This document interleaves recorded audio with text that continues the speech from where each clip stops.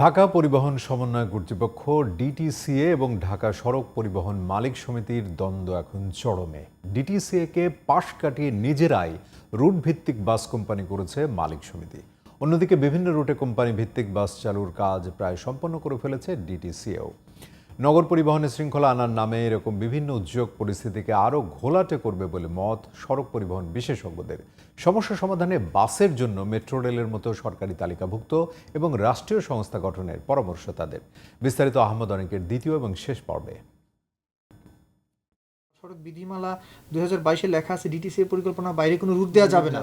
আমাদের ডিটিসিএ পরিকল্পনা করে ফেলছে, আপনি কেন তার বাইরে দিচ্ছেন? বলে না ডিটিসিএ দেরি করে দিয়েছে, হয় না কিছু। মালিক সমিতি বলে ডিটিসিএ আমাদেরকে কি দিছে, ডিটিসিএ আমাদের 2000 বাস দেখ আমরা চালাই।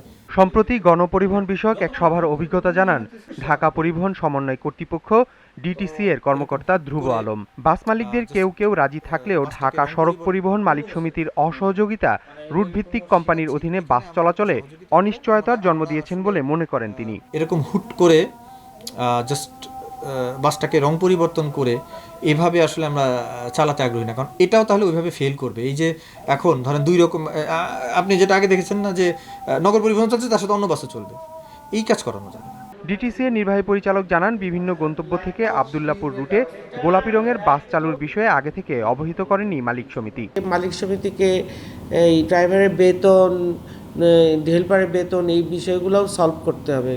এগুলা না করে আসলে শুধুমাত্র কালার আর টিকিট এই দুইটা দিয়ে সাকসেসফুল হবে না। এটা একটু আমাদের সাথে আলোচনা করে একটু ইয়ে করলে হয়তো ভালো হতো আর কি। এ বিষয়ে ঢাকা সড়ক পরিবহন মালিক সমিতি জানায় ডিটিসি এর অধীনে নয়, নিজেরাই রুট ভিত্তিক কোম্পানি করে বাস পরিচালনা করবে মালিকরা। তারা কিন্তু করতেছে আমাদের বাস নিয়ে, যে নতুন কোনো বাস আমদানি করতেছে ডিটিসি এর মাধ্যমে, এই ধরনের তো না, আমাদেরটাই। তা এটার পরিপ্রেক্ষিতে কিন্তু আমরা 6 তারিখ থেকে আমরা যেটা আব্দুল্লাহপুর ভিত্তিক আমরা শুরু করলাম, সেখানে আমাদের গোলাপি হয়তো আপনি দেখছেন, বাদবাকি যে দুইটা এন্ড আছে ওটা গাবতুল এবং মিরপুর এন্ড, এখান থেকেও চালু হবে।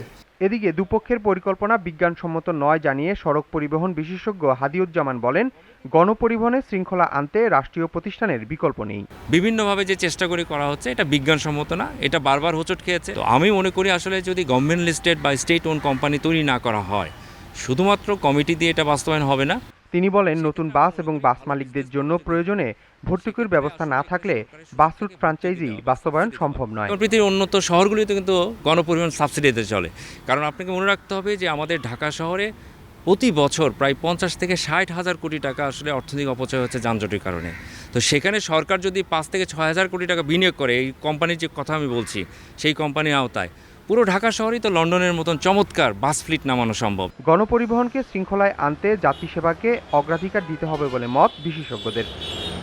আহমদ অনিক, জিটিভি নিউজ, ঢাকা।